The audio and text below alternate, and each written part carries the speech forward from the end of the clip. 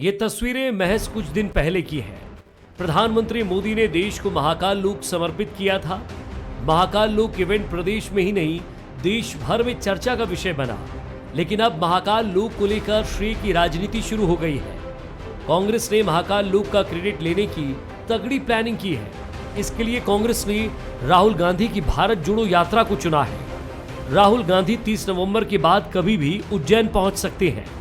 कांग्रेस ने यहां एक बड़ी सभा रखी है जिसमें 1 लाख लोगों को जुटाने का टारगेट रखा है। राहुल की सभा में प्रियंका गांधी शामिल होंगी। जाहिर है कि कांग्रेस इस योजना को कमलनाथ सरकार के कार्यकाल में स्वीकृत होने की बात कहती आई है। देश की जो भी आस्थाओं के केंद्र हैं, जिनमें लोगों की विश्वास है, हजारों लाखों लोग जहां पर जाकर सजदा करते हैं, उन सारी जगहों पर जो है वो अपना मत्था टेकते हुए आ रहे हैं। तो मध्य प्रदेश में जो है महाकाल का राज है, वहाँ भी वो मत्था टेकेंगे। और जिस महाकाल लोक का ढिंढोरा पीटा गया है, जिसे जो है हमारी कमलनाथ जी की सरकार ने कंसीव किया था, 300 करोड़ रुपए उसके लिए बजट में फंड बनाया था, उसके भी वो दर्शन करेंगे। कांग्रेस की इस प्लानिंग पर बीजेपी नजर बनाए हुए है। बीजेपी आरोप लगा रही है कि कांग्रेस महाकाल लोक का श्रेय लेने की कोशिश कर रही है, जबकि राम मंदिर का काम कांग्रेस ने ही रुकवाया था। रामायण जी में रावण के घमंड का वर्णन है, वही घमंड है कि मैंने करवाया। अरे महाकाल लोक की बात है, महाकाल की बात है, जो हमारे पालनहार है, उनका तो पूरा प्रदेश है, उनका तो पूरा विश्व है, उनकी तो पूरी सृष्टि है। उसमें कमलनाथ जी कह रहे हैं मैंने करवाया। हम तो ये कह रहे हैं कि कमलनाथ ने विस्तार किया। दूसरी बात, यदि राजनीतिक बात करें तो कमलनाथ जी हों, राहुल गांधी की मम्मी हो या नेहरू परिवार हो, वो तो मंदिरों को तोड़ने और मंदिर को रोकने का काम करते हैं। राम मंदिर रोकने का काम किसने किया? कांग्रेस ने किया। राम सेतु को तोड़ने का षड्यंत्र किसने किया? कांग्रेस ने किया। ये क्या मंदिर का विस्तार करेंगे? ये ढकोसलेबाजी। ये चुनाव आ रहे हैं तो राहुल गांधी को महाकाल बाबा याद आ रहे हैं। कांग्रेस पर श्रेय लेने के आरोप इसलिए भी लग रहे हैं क्योंकि कांग्रेस ने राहुल गांधी की सभा के लिए उज्जैन को चुना, जबकि मध्य प्रदेश में कई शहर उज्जैन से बड़े हैं जहां सभा हो सकती थी। लेकिन कांग्रेस ने उज्जैन में राहुल गांधी की ये सभा रखी। जानकार इसके पीछे की वजह उज्जैन में पिछले दिनों हुए बीजेपी के आयोजन को बता रहे हैं। ऐसे में कांग्रेस ये मौका कैसे अपने हाथों से गंवा सकती है? महाकाल की कृपा किस पर बरसेगी, ये तो 2023 में साफ हो जाएगा। नमस्कार, मैं हूं शरद द्विवेदी और आज का हमारा मुद्दा है महाजंग से पहले जय महाकाल। बिल्कुल ठीक बात है। जय श्री राम और उज्जैन में जय श्री महाकाल। भगवान शिव का ये जो प्रिय नाम है, इसका स्मरण सब करते हैं। और राजनीतिक दल भला पीछे क्यों रह जाए। बीजेपी के लिए अब ये कहा जा रहा है कि राम के बाद शिव की तरफ बीजेपी का पूरा ध्यान है। और केदारनाथ, वाराणसी, काशी कॉरिडोर के बाद महाकाल लोक के बाद ओंकारेश्वर, शंकराचार्य जी की प्रतिमा वहीं, और फिर इसके आगे बढ़ते बढ़ते 12 ज्योतिर्लिंग की तरफ भी बढ़ सकती है बीजेपी। और इसी बीच खबर ये भी है कि जैसा 2018 के चुनाव के पहले राहुल गांधी आए थे उज्जैन, वो एक बार फिर चुनाव के पहले, 1 साल बचा है चुनाव में अब मध्य प्रदेश के, 1 साल पहले वो फिर आ रहे हैं। लेकिन इस बार उनकी यात्रा है भारत जोड़ो यात्रा, और उसके तहत एक बड़ी रैली हो रही है।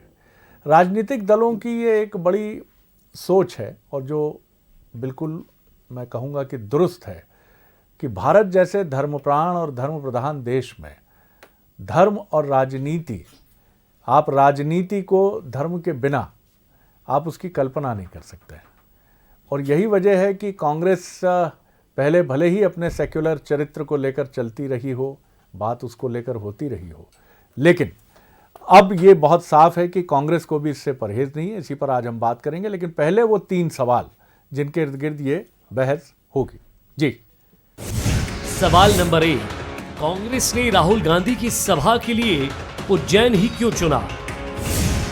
सवाल नंबर 2, क्या कांग्रेस महाकाल लोक का श्रेय लेने की कोशिश कर रही है?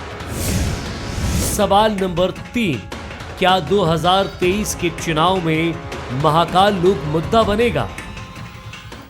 तो ये वो सवाल हैं जिनके इर्द गिर्द हमारी कोशिश होगी कि ये बहस घूमेगी, केंद्रित रहेगी। जो मेहमान हमारे साथ हैं उनसे मिल लीजिए। मेरे साथ भोपाल स्टूडियो में हैं हमारे executive editor, political editor Manoj Saini ji. बहुत स्वागत करता हूं मनोज आपका। रामकिशोर दोगने जी हैं, पूर्व विधायक हैं कांग्रेस के सीनियर लीडर हैं, उनका स्वागत करता हूं। और रजनीश अग्रवाल जी हैं, प्रदेश मंत्री हैं, बीजेपी के मुखर वक्ता हैं और अपने चुटीले कटीले वक्तव्यों के लिए हमेशा स्मरण किए जाते हैं। सांकेतिक भी होती हैं उनकी कई बातें, सोशल मीडिया पर जिनको देखकर अनेकार्थ निकालने का भी मन करता है। और यही एक राजनेता का प्रिय शगल भी होता है कि वो जानता है कि कई बार उसके जरा से कहे का भी बहुत अर्थ लगाया जाएगा। उनका भी मैं बहुत स्वागत करता हूँ। मनोज जी, जिस तरह से हम देख रहे हैं कि राहुल गांधी भी वहाँ अब आ रहे हैं, कई बार क्या आपको लगता है कि पार्टी की तरफ से भी ये प्रेशर आता है या एक किस्म की प्रतिस्पर्धा जैसी स्थिति भी बनती है कि प्रधानमंत्री नरेंद्र मोदी जी की बड़ी ज़बरदस्त रैली हुई है उज्जैन में, बीजेपी का एक बड़ा मेगा शो हुआ है, हमारा भी ऐसा ही शो होगा मध्य प्रदेश में, क्योंकि दोनों ही पार्टियां मध्य प्रदेश में पूरी दमदारी से चुनाव में उतरती हैं और 2018 का तो ऐतिहासिक चुनाव रहा है। और अभी भी जितने चुनाव हमने देखे हैं उसमें बीजेपी का पलड़ा भले ही भारी हो, लेकिन कांग्रेस ऐसा नहीं है कि बहुत पीछे रही हो। तो कुल मिलाकर टक्कर दिलचस्प होती रही है। क्या ये प्रतिस्पर्धा है या फिर धर्म को अब कांग्रेस भी केंद्र में रखकर राजनीति की तरफ बहुत ताकत से बढ़ती चल रही है? देखिए, कांग्रेस की मजबूती भी है और दूसरी तरफ मजबूरी भी है। हम 70% लोगों को दरकिनार नहीं कर सकते और ये देखने को मिला 2013-14 के बाद से, जब नरेंद्र मोदी की सरकार बनी केंद्र में, उसके बाद फिर जितने भी चुनाव हुए तो हमने फिर राहुल गांधी जी को भी एक अलग रूप में देखा, मोदी सरकार या मोदी जी को अलग रूप में देखा। ये बात सच है कि जब धर्म की बात होती है तो भारतीय जनता पार्टी का पलड़ा कुछ भारी कहा जा सकता है। लोग भी शायद इसी नज़रिए से देखते होंगे, लेकिन अब धीरे धीरे कर चीज़ें बदल रही है, बड़ी तेज़ी से बदली है। तो दोनों ही चीज़ें हैं। एक तो ये कि वो जहाँ पहुँच रहे राहुल गांधी, वो वही क्षेत्र है जिसका चर्चा हम लोग बार बार करते रहते हैं, निमाड़ और मालवा का। और धर्म की जहाँ बात होती है तो बीजेपी तो राम मंदिर की बात भी कर रही है। सरयू के तट पर अभी हमने प्रधानमंत्री नरेंद्र मोदी को देखा, केदारनाथ में नरेंद्र मोदी को देखा, उससे पहले महाकाल लोक, जिस महाकाल लोक की हम बात कर रहे हैं, उज्जैन में देखा, या फिर हम काशी की बात करें तो राहुल गांधी भी उसी राह पर। और आपने जैसा कहा, जैसे जैसे चुनाव आते हैं तो फिर निश्चित रूप से एक दबाव भी होता है और एक प्रभाव भी छोड़ा जाता है कि हम कैसे आगे बढ़ें, कहीं ऐसा ना हो कि गलती, एक चूक कहीं भारी पड़ जाए। तो हमें लगता है उसी राह पर राहुल गांधी भी चलने जा रहे हैं, जो महाकाल लोक भी पहुंचेंगे, एक सभा को संबोधित भी करेंगे। लेकिन आप शरद जी देखेंगे तो भारत जोड़ो यात्रा के दौरान राहुल गांधी महाकाल लोक ही नहीं आ रहे, जितने भी धार्मिक स्थल पड़े हैं उनके कई फुटेज सामने आ रहे हैं, तो वो सब जगह पहुंच रहे हैं। हमें लगता है ये बहुत ज़रूरत है कांग्रेस को, क्योंकि बीजेपी कहीं इसमें अपने आप को आगे बताती है और उसी राह पर बीजेपी आगे बढ़ना चाहती है, कांग्रेस आगे बढ़। रजनीश जी, सबसे महत्वपूर्ण बात यह है कि कांग्रेस की अगर हम बात करें तो वो निश्चित तौर पर बीजेपी की जो शैली रही है, धर्म को एक बहुत केंद्र में रखकर आगे बढ़ने की, धर्म के साथ आगे बढ़ने की, और जिसको लेकर समीक्षक ये मानते रहे हैं कि कांग्रेस की राजनीति में ख़ासतौर से 90 के दशक के बाद उसमें वो चीज़ नहीं रही है।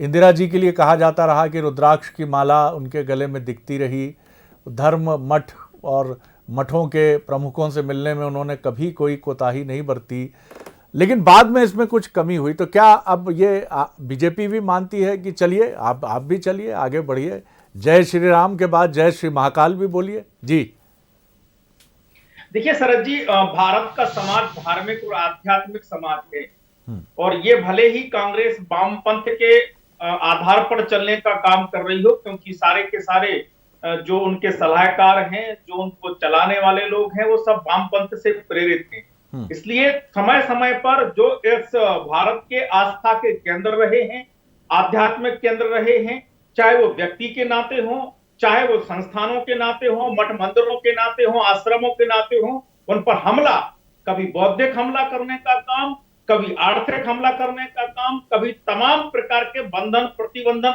लगाने का काम, चाहे वो सरकार में यूपीए के दौरान रहे हो, चाहे बाद में ये तमाम प्रकार, राम सेतु, शंकराचार्य पर हम दीपावली पर गिरफ्तार करके बाद में वो बरी हुए, किस प्रकार से धर्मांतरण की षड्यंत्रकारी शक्तियों के प्रभाव में उनको गिरफ्तार किया गया था हत्या के आरोप में, देश ने देखा है। देश ने देखा है कि राम के अस्तित्व को नकारा गया। देश ने बहुत अच्छे से देखा। देश ने ये भी देखा है कि जिस श्री महाकाल लोक को लेकर हम चर्चा के प्रसंग में जुड़े हैं, उसी महाकाल मार्ग को अवरुद्ध करने का काम बेगम बाग में हुआ था। देश ने देखा है। देश ने देखा है कि महाकाल के भक्त जब श्रद्धालु महाकाल मंदिर की ओर बढ़ते हैं, उन पर पत्थरों से हमला होता है और पत्थरबाजों के साथ श्रीमान दिग्विजय सिंह जी खड़े होते हैं।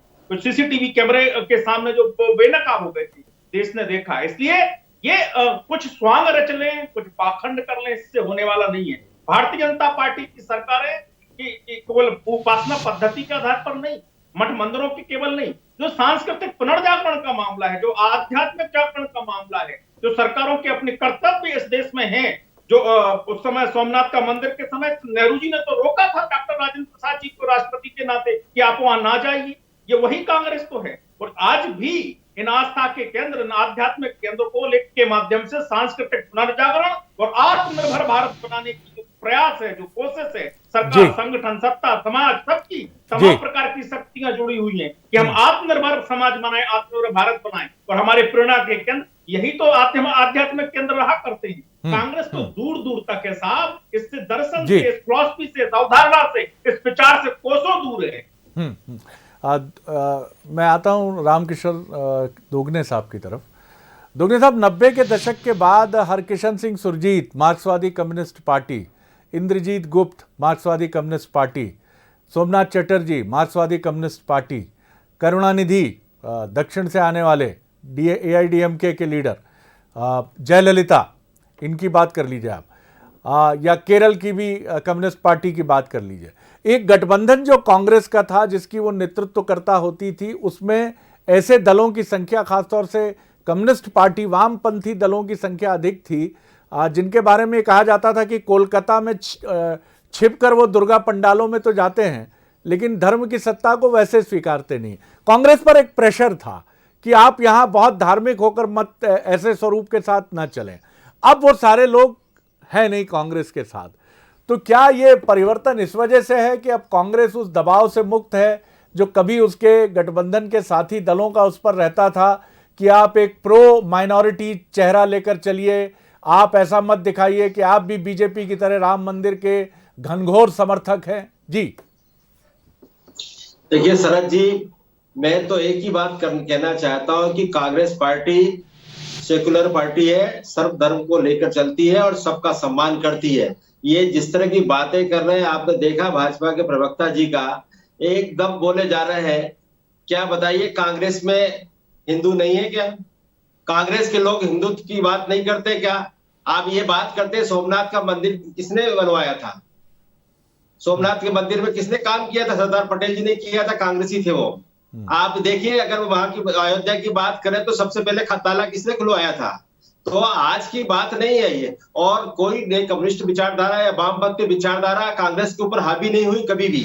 कांग्रेस अपनी विचारधारा और अपने सिद्धांतों पे चलती आ रही है और आगे चलती रहेगी। अभी वर्तमान में हम देखें, सिर्फ इनका पेट दुख रहा है तो राहुल गांधी की यात्रा जो निकली हुई है, भारत जोड़ो यात्रा से पेट दुख रहा है और ये बौखला रहे और बौखला कर उल्टे सीधे बयान दे रहे हैं। आप देखिए, अब महाकाल तुम्हारे क्या पूर्वजों का है क्या? तो तुम ही जाओगे क्या? दूसरे लोग नहीं जा सकते क्या? राहुल गांधी नहीं जा सकते? कांग्रेस के लोग नहीं जा सकते क्या? नहीं, इस पर कोई आपत्ति नहीं उठाई दोगने साहब, किसी ने कोई आपत्ति नहीं उठाई जी, कोई आपत्ति किसी ने नहीं उठाई जी। भाई आप देखिए, इंदिरा जी भी गई थी, जवाहरलाल नेहरू जी भी गए थे, शास्त्री जी भी गए थे और राजीव गांधी भी गए, राहुल गांधी भी जाएंगे, सोनिया गांधी जी भी गई है। फिर कैसी बातें कर रहे हैं ये लोग?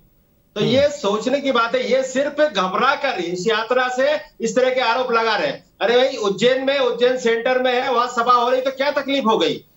और तो क्या आप दोगने साहब, मैं कह रहा हूं 5 लाख लोग इकट्ठे होंगे वहां पर। दोगने साहब, क्या बीजेपी घबरा कर ही अपनी सरकारें बनाए जा रही है राज्यों में?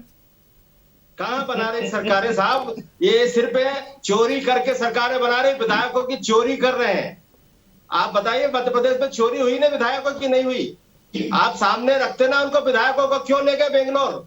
इसी तरह कर्नाटक में हुआ, इसी तरह का महाराष्ट्र में हुआ। तो ये क्या ये तरीका है क्या? प्रजातंत्र ऐसा चलेगा क्या? प्रजातंत्र की हत्या करके सरकारें बना रहे हैं, ये कोई अच्छे काम नहीं है। तो ये सत्ता में बैठे, इसका मतलब ये नहीं होता है कि आप तानाशाही प्रवृत्ति से हर किसी को तोड़ लो, हर किसी को परेशान कर लो, पार्टियों को परेशान करो, ये और इसी जी, सिद्धांत के चलिए, अनुसार चल रहे मैं हैं। लौटता हूं आपकी वर्तमान तरफ। में हमारे पास लोकल समस्याएं बहुत सारी है, समस्याओं की बात कभी नहीं करेंगे ये। समस्याओं की बात करें ना, रोड खराब हो रहे हैं, बेरोजगारी की समस्या की बात कर रहे हैं, किसानों की समस्या की बात करें तो समझ में आता। जी, पर ये जी, बात चलिए, वो नहीं करेंगे। चलिए, ये मैं सिर्फ जवाब लूंगा। राहुल गांधी क्या कर रहे हैं, कांग्रेस क्या कर रही है, कांग्रेस में क्या हो रहा है, इस पे ही लगे हुए हैं। अरे जी। आपकी पार्टी आप देखिए, हमारी पार्टी हम देखेंगे, आपके सिद्धांत अलग है, बिल्कुल हमारे बिल्कुल, आप सिद्धांत दोनों अलग का है, अधिकार और है हम अपनी सिद्धांत अपनी पे पार्टियों चलेंगे। को देखना। जी काम मनोज करने का- जी, जी, मनोज जी, जी। जिस तरह से राहुल गांधी का आना हो रहा है और एक बड़ी रैली की बात है, इस बड़ी रैली के साथ ये भी सबकी निगाहें होंगी और राहुल गांधी बहुत समय भी दे रहे हैं मध्य प्रदेश को। करीब करीब 12-14 दिनों का उनका दौरा जो माना जा रहा है अभी, हालांकि पूरी तरह जब फाइनलाइज होगा, लेकिन टेंटेटिवली ये माना गया कि वो 14-15 दिन का एक उनका विजिट मध्य प्रदेश का हो सकता है, जो बहुत महत्वपूर्ण है। हालांकि मध्य प्रदेश बड़ा राज्य है, भौगोलिक दृष्टि से भी काफ़ी बड़ा राज्य है, तो निश्चित तौर पर ये अपेक्षित था। लेकिन मध्य प्रदेश, छत्तीसगढ़ और राजस्थान, प्योरली अगर आप कहें कि कांग्रेस के प्रभाव वाले जो उत्तर भारत की पट्टी के चुनिंदा राज्य हैं, उनमें ये तीनों राज्य अहम हैं, जहां कांग्रेस हमेशा ये फिंगर क्रॉस करके चलती है कि अगर वो एकजुटता के साथ चुनाव लड़े तो यहाँ वो जहाँ छत्तीसगढ़ और कांग्रेस में उसकी, छत्तीसगढ़ और राजस्थान में उसकी सरकारें हैं, वो वहाँ अपनी सरकार बचा सकती है और मध्य प्रदेश में सरकार बनाने के बाद, गंवाने के बाद वो फिर लौटने का मंसूबा भी संजो सकती है। क्या यही सबसे बड़ी वजह हम देखें, धर्म के प्रति मुड़ना? ये तो कांग्रेस का एक शिफ्ट हमने बीते 2-3-4 सालों में देखा ही है। जी देखिए, निश्चित रूप से, और जब राजस्थान, मध्य प्रदेश, छत्तीसगढ़ की हम बात करते हैं तो राजस्थान में तो बार बार ये होता भी रहा है कि किसी एक की सत्ता रही नहीं, 5 साल किसी और की होती तो 5 साल बाद फिर बदल जाती है। तो उम्मीद है निश्चित रूप से राजस्थान से बहुत ज़्यादा होगी। मध्य प्रदेश में 2018 में जो हुआ, 18 में ऐसा हम नहीं कह सकते कि किसी को बहुमत मिला था, बहुमत किसी को नहीं मिला। वोट ऑफ परसेंटेज की जब बात होती है तो फिर बीजेपी ये कहती है कि परसेंटेज उनका ज़्यादा था, और था भी, लेकिन सत्ता में कांग्रेस ने अपनी वापसी की और वही कहीं दिखाई दे रहा है कांग्रेस को कि शायद उसी राह पर, उसी स्थिति में हम फिर एक बार वापसी कर जाएंगे। हाँ, ये ज़रूर है कि उपचुनाव की जो स्थितियाँ बदली उसमें काफ़ी नुकसान हुआ, कांग्रेस करीब 11 सीटें लेकर आई, लेकिन उसके बाद उम्मीद नहीं छोड़ी जा सकती। आप बघेल को देख रहे हैं छत्तीसगढ़ में, जिस तरह के काम, वो हमें लगता है कि बीजेपी जिस लाइन पर आगे बढ़ रही थी, बघेल साहब भी उसी लाइन को पकड़ लिए। मंदिर भी जाते हैं, गाय की बात भी करते हैं, गोबर भी बेच देते हैं। तो हमें लगता है यही सब वो चीज़ें हैं जिसको निश्चित रूप से कांग्रेस भी समझ रही है कि यहाँ इसको छोड़ा नहीं जा सकता, क्योंकि ये वो हिंदी भाषी राज्य है जहाँ से वापसी की बहुत ज़्यादा उम्मीदें कांग्रेस को लगती है। और राहुल गांधी करीब 17 दिन जिसका आप जिक्र कर रहे थे, अब ऐसी खबरें भी आ रही कि उसमें शायद कुछ और कमी हो जाए, 13-14 दिन जिसका आप कह रहे हैं। तो 13-14 दिन भी यदि आप मध्य प्रदेश में बिता रहे हो, और आप शरद जी इसको भी समझिएगा कि कांग्रेस कितनी गंभीरता से ले रही। बाकायदा एक कमेटी बनाई गई, आज वो कमेटी पहुंची जिसमें अरुण यादव और बाकी अन्य लोग हैं। दूसरी फिर कमेटी दिग्विजय सिंह जी, कमलनाथ जी अपने तरह से कर रहे हैं। तो बहुत ही गंभीरता के साथ इस यात्रा को जोड़ने का प्रयास है। भारत जोड़ो नाम है, लेकिन चुनाव से पहले कैसे जनता को जोड़ें, शायद ये सबसे बड़ी भारतीय जनता पार्टी के सामने मुसीबत खड़ी करने की तैयारी है कांग्रेस की। पर बीजेपी भी उसी राह पर है, क्योंकि फिर एक बार हम देख रहे हैं कि शंकराचार्य जी की जो आदमकद प्रतिमा स्थापित होना है, उसमें भी मोदी जी के आने की चर्चा चल पड़ी है। दूसरा फेज तैयार हो रहा, तो क्या राहुल गांधी जाएंगे, फिर एक बार मोदी आ जाएंगे? तो मध्य प्रदेश कितना केंद्र में है इसको समझा जा सकता है, और दोनों ही दलों के लिए थोड़ी सी मुश्किल है। बिल्कुल ठीक है। और एक बीजेपी का ये फार्मूला उत्तर प्रदेश के बाद हमने देखा है कि डबल इंजन की जो बात है उसमें प्रधानमंत्री का चेहरा, पीछे से केंद्रीय गृह मंत्री अमित शाह जी का चाणक्य रणनीति का उसमें समन्वय, और संबंधित राज्य का जो प्रमुख चेहरा है, अगर मध्य प्रदेश की बात करें तो शिवराज जी के मुकाबले निश्चित तौर पर कम नेता हैं जो ठहरते हैं। तो ये तीनों का समन्वय, और यही वजह है कि ये माना जा रहा है कि इन 1 सालों में 365 दिनों में बारंबार प्रधानमंत्री और अमित शाह जी का मध्य प्रदेश आगमन होगा, और अलग अलग कड़ियों में डबल इंजन की सरकार का एक मंजर भी यहाँ प्रस्तुत किया जाएगा कि ये सड़क रही, ये केंद्र प्रवर्तित योजनाओं का फंड है, ये राज्य की ये शक्ति है, और इसको ऐसे आगे बढ़ा रहे हैं। रजनी जी, अहम बात यही है कि अब ये भी एक हमने बीजेपी की राजनीति का बड़ा अहम चेहरा देखा उत्तर प्रदेश में। जैसा हम बार बार ये बात कहते भी हैं कि पश्चिमी उत्तर प्रदेश में अमित शाह जी ने जिस तरह से मोर्चा संभाला, जहां किसान आंदोलन के असर की सबसे ज़्यादा बात कही जा रही थी और वहां के नतीजे चौंकाने वाले थे। बात सही है, अगर टीम डबल टीम में बदल जाती है तो नतीजे बेहतर होते हैं। उत्तर प्रदेश कोई आसान चुनाव नहीं था और एक सेगमेंट मीडिया का बिल्कुल ये प्रेडिक्ट कर रहा था कि समाजवादी पार्टी की सरकार बन गई है, क्योंकि मुकाबला बहुत नज़दीक था। लेकिन बाजी पलटने का काम अंतिम समय पर केंद्र से आए आपके रणनीतिकारों ने किया, तो मध्य प्रदेश भी शायद मुझे लगता है कि उसी रणनीति का हिस्सा बन सकता है। जी बिल्कुल बिल्कुल, देखिए जो केंद्र की सरकार की योजनाएं हैं, मध्य प्रदेश सरकार की योजनाएं हैं, इनके हितग्राही हैं, हितग्राहियों के माध्यम से जनाधार को हम लगातार संपर्क संबंध बनाने का काम और संगठन तंत्र की शक्ति नीचे तक मजबूत करते हुए, ताकि वो जनाधार को हम वोट में तब्दील कर पाए।